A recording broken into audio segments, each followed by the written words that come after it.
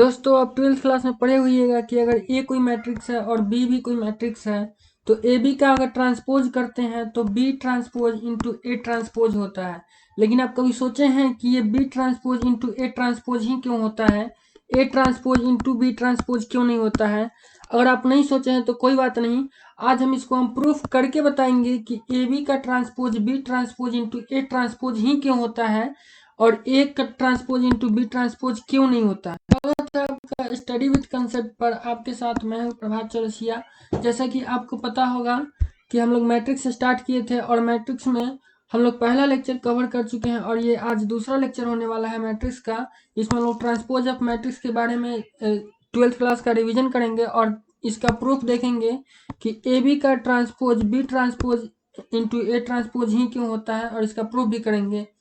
Video को start करने से पहले आपको बता दें कि अगर आप इस क्लास का क्लास नोट चाहते हैं तो आपको जाना होगा यहाँ से डिस्क्रिप्शन में और वहाँ आपको टेलीग्राम ग्रुप का लिंक मिलेगा, उसको आप ज्वाइन करिएगा। वहाँ पे आपको इस क्लास का नोट्स मिल जाएगा।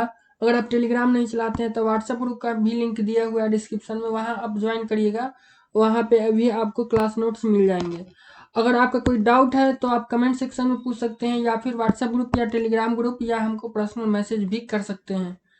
स्टार्ट करने से पहले आपको 12th क्लास का थोड़ा हम रिवीजन कराना चाहते हैं। आप 12th क्लास में पढ़े होइएगा कि किसी भी मैट्रिक्स को कैपिटल लेटर से डिनोट करते हैं, जिसको लिखने का रिप्रेजेंट करने का तरीका होता है A is equal to small A I जे, इसको बोलते हैं एम बाई एन, इसको बोलते हैं ऑर्डर।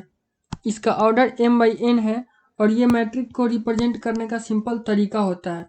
अगर यहाँ हम m का वैल्यू 3 रखें और n का वैल्यू 2 रखें तो ये मैट्रिक्स 3/2 ऑर्डर का हो जाएगा। ठीक है, इस टाइप से इसका मैट्रिक्स बनेगा। अगर यहीं पे m का वैल्यू 2 और n का वैल्यू 2 रखें तो इस टाइप से मैट्रिक्स बनेगा। ये सब आप 12th क्लास में पढ़े हैं। यहाँ बस हम थोड़ा सा आपको रिविजन करा रहे हैं। हम a इज इक्वल टू एक मैट्रिक्स ले और b इज इक्वल टू एक मैट्रिक्स ले तो ए बी अगर हमको निकालना है तो ए बी हम क्या करते हैं, पहले ए बी निकालने के लिए हम देखते हैं कि ए बी एग्जिस्ट करता है या नहीं। एग्जिस्ट करने का मतलब ए बी का वैल्यू निकाल सकते हैं या नहीं, क्योंकि आपको पता है कि मैट्रिक्स का प्रोडक्ट तभी निकलता है जब उसका पहले वाले मैट्रिक्स का रो और दूसरे वाले मैट्रिक्स का कॉलम इक्वल हो। यानी कहने का सिंपल सा अर्थ यहाँ पर समझिए, जैसे कि ए इज इक्वल टू इतना दिया है, बी इज इक्वल टू इतना दिया है, तो ए का जो ऑर्डर है वो 2/3 है और बी का ऑर्डर है 2/2 है। तो हम इसका प्रोडक्ट ए बी तभी निकाल सकते हैं जब ए का ये कॉलम वाला पार्ट और ये बी का रो वाला पार्ट इक्वल होगा तब। यानी ये 2 और 3 इक्वल नहीं है, इसलिए हम यहाँ कहेंगे कि ए बी एग्जिस्ट नहीं करे। वहीं हम यहाँ पर बी ए देखें तो यहाँ बी ए का जो बी का कॉलम है वो 2 है और रो का भी कॉलम है 2 है, तो दोनों सेम है, तो बोलेंगे कि यहाँ पर बी ए एग्जिस्ट करेगा। लेकिन ए बी एग्जिस्ट नहीं करेगा क्योंकि पहले वाला का कॉलम दूसरे वाले के रो के इक्वल नहीं है। क्या सीखे हैं कि किसी भी दो मैट्रिक्स ए और बी का प्रोडक्ट एग्जिस्ट करेगा अगर पहले वाले मैट्रिक्स का कॉलम दूसरे वाले मैट्रिक्स के रो के इक्वल हो तब। ठीक है, अब जैसे कि एक और एग्जांपल देखते हैं। जैसे मानते हैं कि ए इज इक्वल टू दिया है A I J M by N, ठीक है, इसका ऑर्डर दिया है, and B is equal to दिया है B J K N by P, इसका ऑर्डर दिया है। तो यहाँ पे ए बी एग्जिस्ट करेगा कि नहीं हमको जानने के लिए क्या करेंगे, पहले ए का ऑर्डर लिखेंगे फिर बी का ऑर्डर लिखेंगे और देखेंगे कि पहले वाले का जो कॉलम है वो दूसरे वाले के रो की इक्वल है कि नहीं। तो यहाँ पर तो दोनों का इक्वल है, एन है तो ये सेम है, इसलिए बोलेंगे कि ए बी एग्जिस्ट करेगा। उसके बाद यहाँ पर अगर हम बी ए देखना चाहें बी ए, तो बी ए कितना हो जाएगा, बी ए के लिए पहले बी का ऑर्डर लिखेंगे मतलब एन बाई पी लिखेंगे, उसके बाद ए का ऑर्डर लिखेंगे मतलब एम बाई एन लिखेंगे। तो क्या ये दोनों इक्वल हो रहे हैं, नहीं हो रहे हैं, तो यहाँ हम कहेंगे कि बी ए एग्जिस्ट नहीं करेगा लेकिन ए बी एग्जिस्ट करेगा। ठीक है, अब एक बात और यहाँ समझने वाला है कि आप एक क्वेश्चन भी आपके दिमाग में आ रहा होगा या आप एक क्वेश्चन भी कर सकते हैं कि जब हम यहाँ ए का एग्जांपल लिए तो यहाँ ऑर्डर लिए हैं एम बाई एन और यहाँ लिए हैं एन बाई पी, तो दोनों में एन कॉमन क्यों है और दोनों का हम एक ही ऑर्डर क्यों नहीं लिए या फिर दोनों का ऑर्डर अलग अलग क्यों लिए हैं, पहले का रो कॉलम और दूसरे का रो इक्वल ही क्यों लिए हैं, ये भी आप क्वेश्चन कर सकते हैं। सिंपल सा फंडा है, हम यहाँ दोनों इक्वल इसलिए लिए हैं ताकि ए बी एग्जिस्ट करे। ठीक है, उसके बाद आपका एक सवाल और आ सकता है कि ए आई जे यहाँ पर हम लिखे हैं, यहाँ बी जे के क्यों लिखे हैं। यहाँ पर हम कुछ कोई अलग क्यों नहीं लिए हैं, और अलग लिए भी हैं तो जे को कॉमन लिए हैं और के को अलग क्यों लिए हैं। तो इसका भी सिंपल सा बात है कि ये जो ऑर्डर है ये इसी को रिप्रेजेंट करता है। ठीक है, मतलब m/n ऑर्डर है तो m मतलब हुआ i और n मतलब हुआ j। मतलब i कहने का मतलब है i 1 2 3 करके m तक जाएगा, और यहाँ j n को इंडिकेट कर रहा है तो j 1 2 3 करके n तक जाएगा। उसी तरह यहाँ j है तो यहाँ n है तो n तक जाएगा j, और यहाँ k है तो k कितना तक जाएगा, p तक जाएगा, चूंकि यहाँ हम p लिए हैं। तो अब एक बात आप सोचिए कि अगर हम यहाँ ऑर्डर में m/n लिए हैं और n/p लिए हैं यहाँ ऑर्डर में, इसलिए कि ए बी एग्जिस्ट करे, ए बी का प्रोडक्ट निकले, तो ये अगर हम यहाँ n कॉमन सेम लिए हैं तो हमको यहाँ j भी सेम लेना पड़ेगा ना, क्योंकि यहाँ j n तक जा रहा है तो यहाँ भी तो j n तक जा रहा है। उम्मीद है आपको समझ में आया होगा, नहीं आया होगा तो आप थोड़ा बैक करके देख लीजिएगा। और एक और बात, अगर ए बी एग्जिस्ट करता है तो हम उसको बोलते हैं A and B are conformal for A B. मतलब ए एंड बी कन्फर्मल है, मतलब एकदम कन्फर्म है कि इसमें ए बी निकलेगा। अगर बी ए एग्जिस्ट करता तो हम बोलते हैं B and A are conformal for B A. ठीक है, उसके बाद हम लोग एक चीज और समझते हैं, transpose of matrix. Transpose of matrix क्या कहता है? ट्रांसपोज कहता है कि अगर कोई मैट्रिक्स दिया है, अगर हमको उस मैट्रिक्स का ट्रांसपोज निकालना है तो हम उसको उस वाले रो को कॉलम में लिख देंगे। ठीक है, इसमें जितने भी रो है हम उसको कॉलम में लिख देंगे। जैसे इसमें 2 रो है तो इस दोनों को क्या किए हैं, कॉलम में लिख दिए हैं। तो इस मैट्रिक्स का ये ट्रांसपोज हो गया, इसका ये ट्रांसपोज हो गया। तो इसको सिंपल लिखते हैं ट्रांसपोज को। अगर कोई मैट्रिक्स ए है तो ए के ऊपर इस तरह से डैश दे देते हैं तो इसको बोलते हैं ए का ट्रांसपोज हो गया, और इसमें जितने भी रो है उसको हम कॉलम में लिख दिए हैं। एक चीज आप गौर कर सकते हैं यहाँ कि ट्रांसपोज ऑफ मैट्रिक्स में इसका जो ऑर्डर है ये इसका उल्टा हो गया। ये 3/2/3 है तो ये 3/2 हो गया। इसका रो कॉलम में चल जाएगा तो इसका कॉलम ऑटोमेटिक रो में आ जाएगा, मतलब इसका ऑर्डर उल्टा हो जाता है। तो हम लिख सकते हैं ए बराबर, अगर ए आई जे है और इसका ऑर्डर m/n है तो ए का ट्रांसपोज ए जे आई हो जाएगा और इसका ऑर्डर हो जाएगा n/m। ठीक है, क्योंकि अगर यहाँ m/n है तो ऑर्डर यहाँ बदल रहा है n/m, तो यहाँ आई जे था तो यहाँ जे आई हो जाएगा, उल्टा बदल जाएगा। ठीक है, 12th का रिवीजन करने के बाद अब हम लोग मेन टॉपिक पर आते हैं, जिसमें हमको ये प्रूव करना था कि ए बी का ट्रांसपोज बी के ट्रांसपोज और ए के ट्रांसपोज के प्रोडक्ट के बराबर होता है। तो क्वेश्चन में बोल रहा है कि if A and B are 2 matrices then prove that A B का transpose is equal to B का ट्रांसपोज इंटू ए का ट्रांसपोज। तो सबसे पहले हम क्या करेंगे, इसको प्रूव करने के लिए लेट मान लेंगे कि ए कोई मैट्रिक्स है जो ए आई जे है, A is equal to A I J and B is equal to B J K are 2 matrices of order m/n and n/p। अब आप यहाँ पे क्वेश्चन करिएगा कि ए आई जे यहाँ लिए हैं और यहाँ बी जे के क्यों लिए हैं। इसलिए लिए हैं ताकि इस दोनों के ऑर्डर में n कॉमन हो, ताकि ए बी एग्जिस्ट करे। ठीक है, ए बी को एग्जिस्ट कराने के लिए इस वाले ए मैट्रिक्स का कॉलम बी मैट्रिक्स के रो के इक्वल होना चाहिए। इसीलिए हम यहाँ ए आई जे लिए हैं और यहाँ जे के लिए बी जे के लिए, ताकि जे दोनों में कॉमन रहे, मतलब एक में कॉलम का संख्या एक में रो का संख्या इक्वल हो, ताकि तभी तो इसका ऑर्डर होगा m/n और इसका ऑर्डर होगा n/p, ताकि ए बी एग्जिस्ट करे।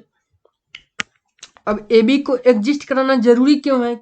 इसलिए जरूरी है क्योंकि हमको ए बी का ट्रांसपोज निकालना है। तो ए बी का हम ट्रांसपोज कब निकालेंगे, जब पहले ए बी निकलेगा। अब ए बी निकलबे नहीं करेगा तो उसका ट्रांसपोज कैसे निकलेगा? ठीक है, तो देन उसके बाद हम ए का ट्रांसपोज निकालेंगे। तो ए का ट्रांसपोज कितना हो जाएगा, अगर ए है ए आई जे तो ए का ट्रांसपोज हो जाएगा ए जे आई। सिंपली इसको रिप्लेस कर देंगे तो इसका ट्रांसपोज निकल जाएगा। उसी तरह बी का ट्रांसपोज हो जाएगा, बी जे के था तो बी का ट्रांसपोज हो जाएगा के जे। तो ए का ट्रांसपोज हम निकाल लिए हैं, बी का ट्रांसपोज निकाल लिए हैं, और आप यहाँ से देख सकते हैं कि ए का ट्रांसपोज का ऑर्डर कितना हो जाएगा। ए का ऑर्डर था m/n तो ए के ट्रांसपोज का ऑर्डर हो जाएगा n/m। उसी तरह बी के ट्रांसपोज का ऑर्डर हो जाएगा p/n, n/p था बी का तो बी के ट्रांसपोज का ऑर्डर हो जाएगा p/n। उसके बाद अब हम कह सकते हैं कि A and B are conformal for A B. A and B conformal है ए बी के लिए, ए बी के प्रोडक्ट के लिए। क्यों कन्फर्मल है?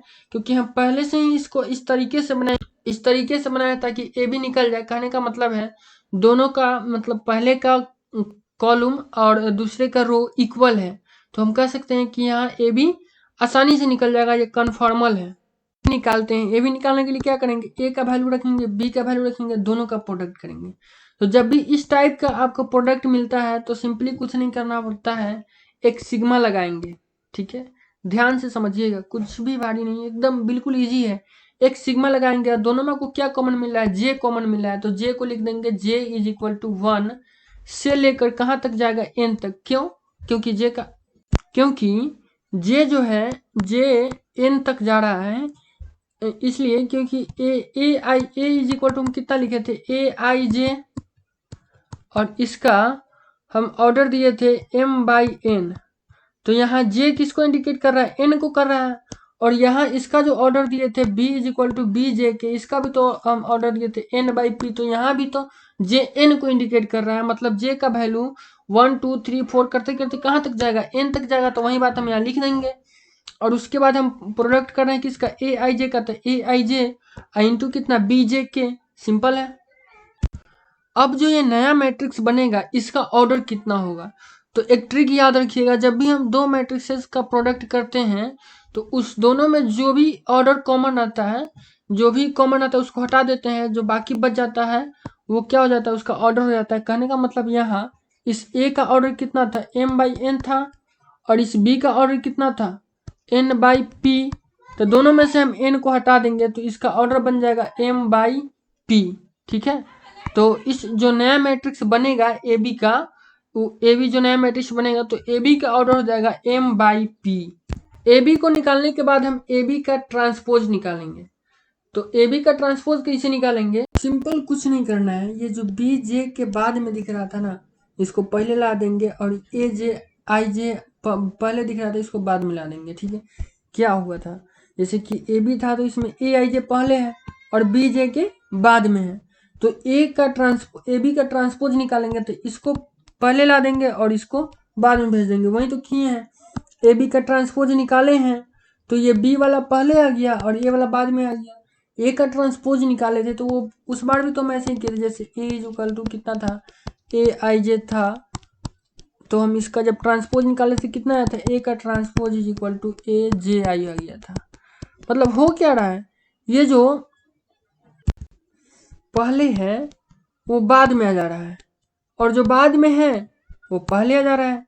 तो यहाँ भी तो हम वही कर रहे हैं ना, ये जो बाद में है बी वाला पोर्शन, ये जो बाद में है इसको हम पहले ला दिए हैं और जो पहले था उसको बाद में ला दिए, तो ए बी का ट्रांसपोज निकल गया। और इसका ऑर्डर कितना होगा, चूंकि हम पहले और बाद में इधर का उधर कर दिए तो ऑर्डर भी पलट जाएगा, पहले m बाई एन था, m बाई पी था, तो हो जाएगा p बाई m ऑर्डर हो जाएगा ए बी के ट्रांसपोज का। ठीक है, का तो ट्रांसपोज निकाल लिए, लेकिन हमको प्रूव क्या करना है कि ए बी का जो ट्रांसपोज है वो बी के ट्रांसपोज और ए के ट्रांसपोज के इक्वल है। तो हम ए बी का तो ट्रांसपोज निकाल लिए हैं। अब अगर कहीं से हमको पता चल जाए बी का ट्रांसपोज इंटू ए का ट्रांसपोज का वैल्यू, तो अगर दोनों इक्वल आ जाए तो हम बोलेंगे कि प्रूफ हो गया। तो हम अब इस पर काम करते हैं, ये वाला तो पोर्शन खत्म हो गया, ए बी का हम ट्रांसपोज निकाल लिए हैं, इसको इक्वेशन फर्स्ट में मान लिए हैं। अब इसको निकालने का प्रयास करते हैं और इसको मानेंगे इक्वेशन सेकेंड, और देखते हैं दोनों इक्वेशन इक्वल होता है कि नहीं। अगर होता है तो प्रूफ हो जाएगा। हम लिख सकते हैं elements of kth row of B transpose are element of kth column of B transpose. कहने का मतलब है कि अगर हम बी के ट्रांसपोज का केथ रो निकाले तो बी के ट्रांसपोज का जो रो है वहाँ के इंडिकेट कर रहा है, ये जो बी का ट्रांसपोज है, तो बी के ट्रांसपोज कितना है, बी के जे, तो रो को के डिनोट कर रहा है, तो इसका केथ रो जो होगा वो बी में आएगा तो ये तो कॉलम में आ जाएगा ना।